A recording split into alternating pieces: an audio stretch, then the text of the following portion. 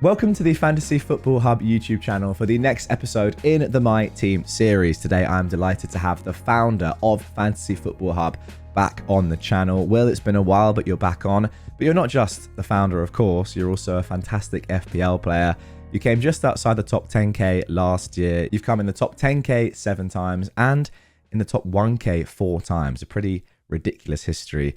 How are you doing? I'm doing good, Jack. Yeah, very busy. Start of the season, but yeah, this is funny. Creating a fantasy football business has ironically left me less time to do my fantasy team. So, but yeah, very much looking forward to this, and good to be back on the YouTube. Even I'm feeling that as well. I'm interviewing all these guests. You're the 10th episode in the My Team series, and I've not had too much time to think about my own team, but this episode is about yours, of course, and as always, we're going to be building your team on Fantasy Football Hub's My Team tool.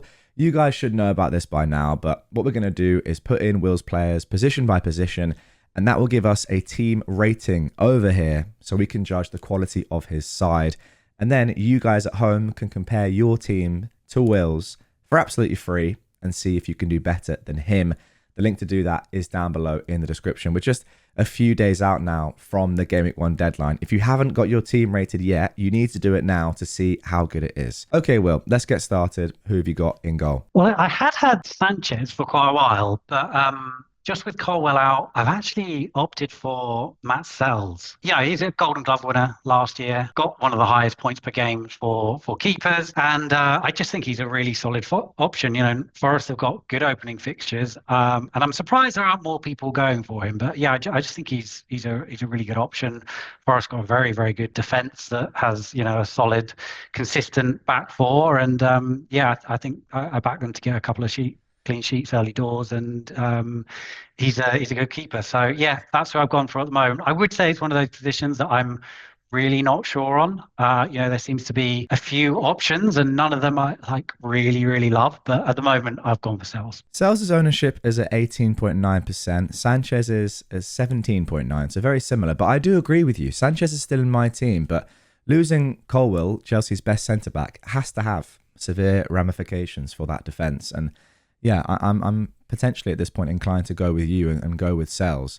Who is your backup keeper? I've gone for Dubravka. I'm not actually 100% sure on his injury situation, but I think he's the most likely to get minutes from the 4.0s, and yeah, I'm not keen on rotating keepers. So yeah, gone for the most likely I think will play for 4.0. Okay, let's move into the defence then. I mean, I should probably caveat this by saying that I really don't mind doubling up on defenders from the same team. I've even gone triple defenders. I look at each FPL pick in isolation without any sort of context around that. So I'm more than happy to double or triple up on teams in the same position if it means it. But yeah, I've gone for Nico Williams. Okay. This is a bit of if I'm honest, I would like Milenkovic. I think I slightly prefer him over Moreno. Sorry, Moreno. So, I definitely prefer him over him, yeah. Yeah, I slightly prefer him over Murillo just because of his attacking threat. And I don't think they're as far apart as people think on CBIT. So yeah, I know a lot of people prefer Murillo, but just for that attacking threat, I actually prefer Milenkovic, and he's been in a lot of my drafts. This draft in particular, I needed 0.5, and I decided to shave that off Milenkovic and go Nico Williams. So I think he's a very solid option. He's not going to get the defensive contribution points that Murillo and Milenkovic are likely to get, but I do think he offers, a bit more attacking threat. So yeah, that's where I've gone for in this draft. Couple of fewer points predicted than Murillo and Milenkovic, but let's see what you do with that 0.5, and maybe it won't be as much of a difference as that as we actually get into the season. Okay, who's your next defender? Pedro Porro, just incredibly attacking, got set pieces, always, as a Spurs fan, it's keen to have players in the Spurs team, and it's nice to watch. Pedro Porro, he's always bombing down that wing and putting balls in and looking very, very threatening. I think he's going to have a decent share of set pieces with Maddison out as well. So yeah, pretty bullish on him. And Spurs have got some decent opening fixtures as well. What do you think about Spurs in general? Because we had Fergie on as well. He was pretty hot on Spurs. Maybe I'm missing something here, but I've not really considered Porro too much. And I'm seeing him in loads of drafts of really experienced FPL managers. And I'm thinking that, yeah, there must be something I'm missing. What is it? Look, I think in general, Thomas Frank is going to be much more defensively minded than Postecoglou. I don't think, he's not a particularly defensive coach, but anyone is probably more defensively minded than Postecoglou. So you've got to expect that Tottenham are going to keep more clean sheets. Based off of that, Porro has pretty much, all the other elements that you'd want from a defender, very, very attacking. I think also in pre-season, I've seen a couple of the friendlies and he's actually getting CBIT points as well. Yeah. So you combine defensive contribution points, assist threats from open play, he's on set pieces, and on top of that, you're hoping for a few more clean sheets than last season. And yeah, for me, he's been in the majority of my drafts. So yeah, feeling fairly bullish on him. It also helps, doesn't it? I know that you, as an experienced manager, you don't just look at one fixture or even just a few fixtures, but it doesn't half help when you have that like plum game. It doesn't really get much better than that, just to start off on a good stead. But yeah, I understand it. I'm not sure if I'm necessarily go there, but he is definitely very scary. Who's your third defender? You'll probably hate this one even more then. So I've doubled up on Spurs defense. Oh, have you? Wow.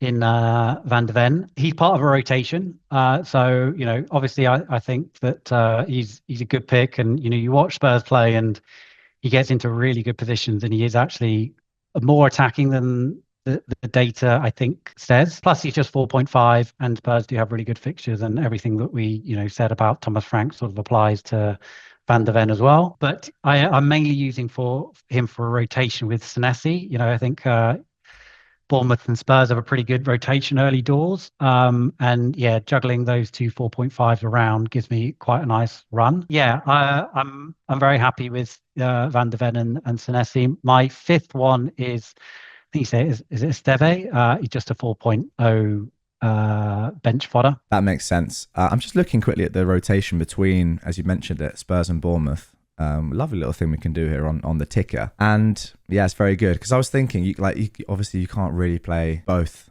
Spurs defenders against City away. I mean, you could if you were really bullish, but that would be quite aggressive. But let's have a look at this long term. Yeah, really, wow, it works out phenomenally well. I mean, you've obviously done your planning on this, but yeah, looking good. Yeah, I mean, I would say the defense is one of the areas I'm least settled on. I've had Van Dijk in quite a few drafts. As I said, I had Milenkovic. So those are the two that I'm also heavily considering. But yeah, for this one, gone for the double up with Spurs and Forest. Okay, very nice. Let's get into the midfielders then. Gone Salah. This is, to be honest, I thought we'd be able to move quite quickly on from this. Yeah, this is the first one where we have to maybe talk about him a little bit throughout this entire preseason. Yeah, I mean, I know Fergie, who you had on last week, he's not at all hot on Salah and quite keen to go elsewhere. And I've seen a lot of people now taking him out of their draft because of performance in the Community Shield. He's had poor Community Shields before, and then he's gone on to score a brace in the first game. I think last year we were talking about him being potentially playing a bit wide, and didn't think he was as central as previous seasons. And then he's gone and absolutely smashed it. So look, he's got to base what you think he's going to do on the last 5 odd seasons of fantasy, not on one Community Shield game. So yeah, for me, he's pretty much a lock in my team. Liverpool have got decent fixtures. If they had a tough run of fixtures, I might be tempted to look elsewhere. But the first 5, I think you got there. Bournemouth, Burnley, and Everton. That's good enough for me to take to get Mo in my side. And yeah, nice captain on the first day as well. Yeah, you're absolutely right. I feel like he never really does that well in pre-season, and we do sometimes have these questions every year of like, oh, are we sure? But then I feel like, and I've said this to other guests have said this to me, until we see the actual regression at the start of a Premier League season, or just, for a consistent period of time, who are we to bet against him? So yeah, he'll definitely still be in my team. Who have you got next to him? Palmer. I think towards the back end of last season, I don't know whether I would have started with him, even though I love him as a pick, because he's similar to Salah. He's got so many routes to scoring points and on penalties, and Chelsea have got good fixtures. But yeah, the Club World Cup probably did sort of twist my arm the way he performed in that. And, if he can continue even half the form that he showed in that into the Premier League season, then I think he's going to be a no-brainer. And, Chelsea have got great fixtures. So I'm keen to get sort of a slice of that pie as well. But he's probably even more nailed on than Salah for me. He's got more ownership as well, which is crazy. It's very close, but yeah, it doesn't really actually surprise me too much. I think he is set in a lot of people's drafts. Who have you got next to him? This one probably a little bit more surprising. I haven't seen him in as many drafts as Bruno Fernandes. Sorry to interrupt. I literally just had a dream last night that you've reminded me of him scoring in the first game week. This is how you know it's getting close to game week 1, because I'm not thinking of going with him. And that's literally just reminded me of that. Very scary stuff. Brilliant. He's just an FPL beast. I mean, United had a poor season last season. He still did incredibly well from a fantasy perspective. So if you expect United to improve, which I think most people do, then you've got to think that he's going to improve as a fantasy asset as well. Plus, the amount of times I watched United last season and he made the most incredible through ball, and one of the United attackers just absolutely fluffed it. I just can't see that happening as much with the likes of Cunha and Mbuemo. He's going to have a better season. I know that some people are sort of saying that he might play a little bit more defensive, and I can see that, but I think that's mainly going to be when United don't have the ball. I think that when they do have the ball, he's going to be playing very, very high up. And with so many more sort of threats to that United team, I think that's going to, if anything, help him, because he's just going to have more people to feed. He's going to get loads of assists, I think, probably chip in with a few goals as well, being on penalties. And on top of that, if that's not enough already, he should also get some defensive contribution points as well. So he's just a guy that's just got so many routes to points that it's pretty ridiculous, really. So yeah, I'm pretty confident that I'm going to start with him. The one thing that's holding me back slightly is United's opening fixtures are not that great. Arsenal and Man City in the first 4, but look, overall, yeah, I think he's a bit of a fantasy beast. So yeah, he's definitely going to be in my team. I think from my perspective, this has been sort of the scariest year so far. Not just because I'm having dreams about him scoring, but then not owning him for the past couple of years, I've actually felt all right about it the majority of the time. It's felt like a little bit of an edge for me over United fans who in my opinion, have still been a little bit too hot on him. I'm not sure what you think about that, but I think, as you said, he's still been playing unbelievably well. He just hasn't had the players around him. I think that's why maybe this year it's a bit different. That team, just from an attacking point of view, does just have much better players. So yeah, that is why it's concerning. This probably means that you don't have Verts in your team, or does it? No Verts. Okay. I did see him yesterday, and I've got to say I was impressed. This is probably a little bit boring, but I think in general, the start of the season, I tend to go with proven FPL asset. I've just been bitten so many times. For every I don't know, Mahrez who comes in and gets off to an absolute flyer, there's about 20 players that come in and just take a bit of time to adapt. And Verts looked really good yesterday, but again, I like to base my decisions off longer term sample of data, and I want to see more from him before I sort of commit. So yeah, for me, Fernandez, Palmer, Salah, proven FPL assets, and on penalties, and yeah, happy to have them in my team over players like that. Yeah, I think your whole point on route to points is really important when comparing these two. I think this will be a decision that a lot of managers are making, who to go with out of these two. I'm not sure, to be honest. Let's carry on. Who have you got next? I've gone for the defensive contributions darling, which is Anderson, Okay. at 5.5. I think that well, as you'll see, I've gone for a 3-4-3, and yeah, he's sort of the mate wake to allow me funds up top. So yeah, I think he'll tick along with some defensive contribution points. He does also pose some threat going forward. I'm not expecting a huge amount from him, but if I can average 3 or 4 points a game, I'll be happy with that. I don't like the 4 of those first 6 are really good. Yeah. I know Forest, like they're not the best team from an attacking point of view, but you wouldn't be surprised if he pops up with a couple of goals. And I think we've also kind of seen, we'll have to see how this plays out, but from my personal looking at it, I don't know what you know about this, but I don't think that defensive contribution points, especially for midfielders, are 100% linked to the fixtures. Sometimes in easier games, players tend to do better for DEFCON points. So these might be okay for DEFCON points as well. It seems to me that it's more sort of consistent throughout the season rather than you can pick out certain fixtures where a player will definitely get those points. Yeah, yeah, no, that's absolutely right. Okay, so Anderson is in. Let's round off the midfield then. I've gone for Potts just for a 4.5 mate weight. Again, I'm not expecting him to ever come into the team, but yeah, hopefully he's there and should get the occasional 2-pointer if called upon.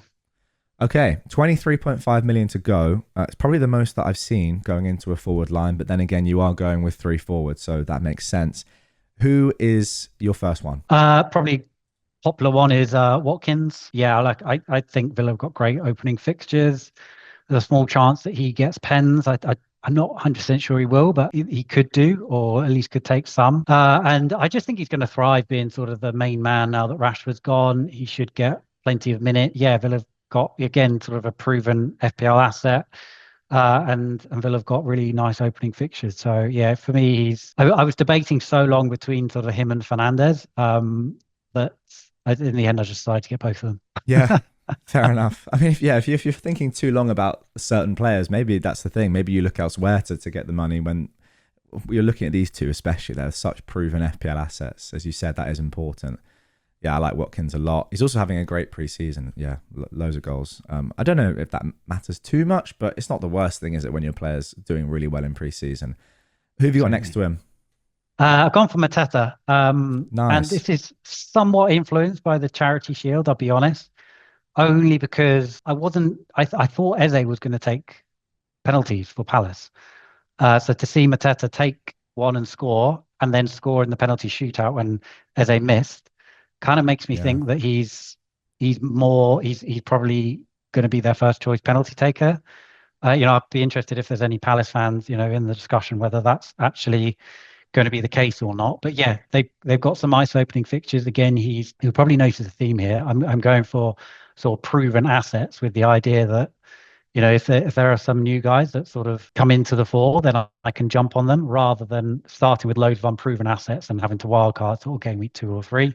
I'd rather sort of play it the way around that, you've got lots of proven assets in good price points and you're able to jump on these new guys rather than the other way around. But yeah, I think he's, Palace looked like a really well-oiled machine yesterday, and they seem very, very settled in their attack, unlike a lot of forward lines. So yeah, I think he's just a really nice, solid pick. And then 7 million to spend on your final pick. I've actually gone for Evan Nielsen. Okay. The one thing that puts me off slightly is opening fixture away to Liverpool. But if you look after that, they've got really strong fixtures. And, with Clivert might be out, there's a good chance that he's on penalties.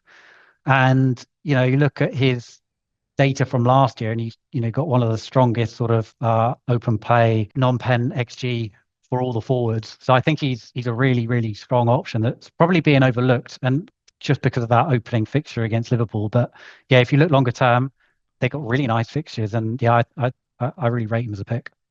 Yeah, again, I have said this before on the channel, but if that Liverpool game was in game week 4 or 5, I think, say it was swapped with even with the Wolves game, I think a lot more people would be on him, and I think it is the wrong way of looking at it. But I don't know, I've always been like that. How do I get over that, Will?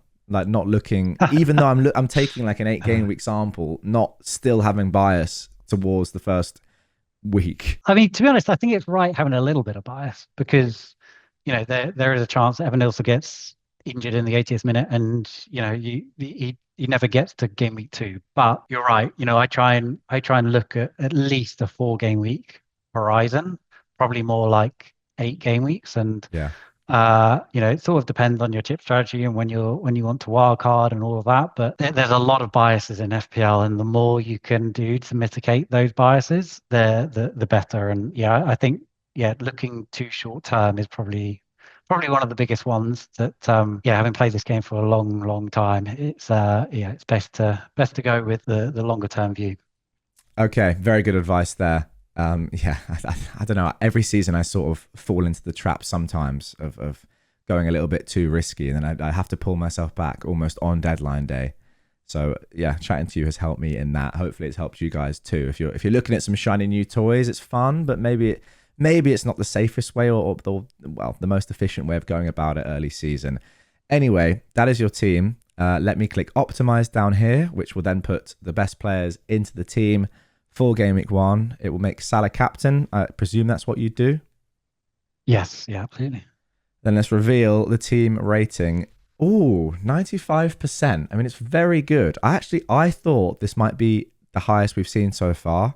It's not, but it is second place, which is very good in our leaderboard of 10 people. I am still bottom, which is very annoying. But yeah, straight into second place. You actually have the highest predicted points out of anyone, I believe, for Game Week 1. So a very strong Game Week 1 team. Perhaps that's sort of influenced a little bit by Poro and Van de Ven. But yeah, just below Rich Clark, 95%. But you've got to be happy with that. Oh, very happy. Yeah, delighted. Yeah, and I'll take 67 points all day long. Yeah, pretty ridiculous. Just looking through the comments actually on the channel, a lot of you guys are getting very good scores. Not too many of you are beating this 95%. So if you haven't yet had a go at building your team, or if you want to try a new team and see if you can get to 95% team rating, I'd be really surprised and impressed if a lot of you can beat this 66.7 predicted points for Game Week 1. That is really high. Then yeah, as I said, the link to do that is down below in the description. It's in the pinned comment as well. And it is completely free. We're just a few days out from the deadline. So if you're not going to do it now, then you're never going to do it. And you need to do it now so you know the best team going into Game Week 1. However, Will, this potentially could be improved with some AI recommended transfers. Do you want to have a look at that? Yeah, let's go for it. Okay, so what you can see on screen right now, Will, it's a very interesting recommended transfer. But what this is personalized to your team, a recommended transfer based on Fantasy Football Hub's AI. Just telling you, maybe, although your team is very good at 95%, it could be slightly improved. Now, this transfer especially is really interesting. But yeah, before we get into that and your thoughts on this is personalized, by the way, to every single person's team in the world. So you watching right now, if you've got your own team out there, and you want to see how it could potentially be improved, looking at obviously the algorithm, data, everything, predicted points on the website, then go down below, click the same link that I told you about. But you do have to sign up to Fantasy Football Hub to get this. But week in, week out throughout the season, if you're not sure on your team or if you want just a little bit of advice, this is the thing to do. I do this consistently every single game week. If you want to win at FPL, this is what you should do. It's currently 50% off to sign up to Fantasy Football Hub using that same link below. And if you do not win your mini league, we're still running that insane offer, Will. All your money refunded to you. There are some terms and conditions there, but they're very simple to follow. If you don't win your mini league, all your money will be refunded back to you. It's such a good deal. We refunded hundreds of you guys last season, and we're going to do the same again this season, of course, which is pretty ridiculous, but there we go. Link down below. Anyway, let's get into this, Will. Dewsbury Hall is the recommendation for, as you mentioned, DEFCON darling pick Anderson. I think this sort of opens up a discussion on DEFCON picks versus the more traditional picks, because Dewsbury Hall has been playing in the number 10 in pre-season. Now, Grealish, before we started recording, has been here we go'd by Fabrizio for a loan move, so I'm not sure what that means. But yeah, overall, what are your thoughts on this? Yeah, it's well, before we get into that, I just want to say a massive thank you to everyone that's signing up to Fantasy Football Hub at the moment. It's just been blown away by the amount of you that are doing it. And, as Jack said, last season we refunded hundreds of people on that win your mini league or your money back offer. So it's pretty much, risk free. And if you meet all the terms and conditions and you actually use the platform and you don't win your mini league, then we do completely refund your money. So yeah, Jack, you gave a better sales pitch than I did. But yeah, just I suppose I thank you for there's so many of you that are signing up. Very, very much appreciate it. And, welcome to the platform. In terms of Dewsbury Hall versus Anderson, look, I think if Dewsbury Hall was sort of guaranteed to play in that number 10 position, then he would probably make a little bit more sense. So I can understand it. I just think Anderson is probably a little bit more nailed on to churn out those more consistent points. But look, it's a 50-50 call. I saw Micah Richards come on here, chat through his team, and I think he went for Dewsbury Hall, didn't he? So interesting to see that the AI is now now beginning to agree with Micah, which might need to have some words behind the scenes, but yeah, it's a very interesting pick, and it could well come in. So yeah, probably not one for me personally, just because of the slightly more uncertainty around his long-term minutes there. But yeah, he's a very solid pick. It also saves you point 0.5 as well, which I think is interesting because obviously that flexibility early on in the season is massive, or you could just put it straight into your team. But yeah, it's probably because you have a 95% team rating. There's not too much you can do to improve that, especially looking at that Gameweek 1 team. And these points here, which you can see sort of the granular data between Anderson and Dewsbury Hall across the first 5 game weeks, they're very, very close. So I think it's much for muchness. Yeah, there's not much in it. No, exactly. I probably would just about go with Anderson, but I think Dewsbury Hall could be a little gem this season. Final question to you before we wrap things up, just on chip strategy. I just want to know your thoughts. There are twice as many chips. We have free transfers in Game Week 16 for AFCON. How is that going to affect your playstyle? I mean, obviously, yeah, you can be a bit more adventurous with your transfers, but I would say sort of the same principles apply. I mean, I've seen a lot of people going for bench boost Game Week 1. I think that's close to insane from my point of view. Wow. Not even remotely considered it. Don't understand it at all. There's so much uncertainty in Game Week 1 of players starting and positions and everything else that, yeah, it's not something which is remotely on my radar. I'm sure there will be an opportunity to play a bench boost at some point this season when your bench looking half decent and you're actually confident of all your players playing. But yeah, definitely not considering bench boost early on. And overall, I don't think it should change your tactics too much. Obviously, when you get those 5 free transfers, and a lot of strategy change will be around that. But early doors, and I don't think you should be looking to plan any of your chips necessarily. I would probably keep the free hit in your back pocket as well. And yeah, I don't see any good opportunities for triple captain early doors. But yeah, so for me, it's probably going to be fairly boring early, for the first few game weeks, but I'm sure there will be plenty of opportunity to play them later down the line. See, this is why I like chatting to you, because people sort of get overexcited, including me, by the way. And you see these new chips, you come up with really big strategies as to how to use them. I think you'll probably advocate for this more than most. The chips aren't like huge across a season. They don't make a massive difference. The wild, like your first team and that 15 you pick is so much more valuable than any chip you'll ever play. This is the time to get things right, and that's why I think building your team on the My Team tool is so important. So you don't make that many mistakes. You don't go too crazy when the team rating percentage perhaps is saying, actually no, just calm down a bit. But yeah, food for thought nonetheless. Thank you very much, Will, as always, for coming on the channel. You were the one that started this channel, so it feels a bit strange having you on and me interviewing you. But yeah, it's a cool little moment to have you back on so many years later. Good luck for the start of the season. And one more push, guys. We're a few days out from deadline. Sign up to Fantasy Football Hub right now.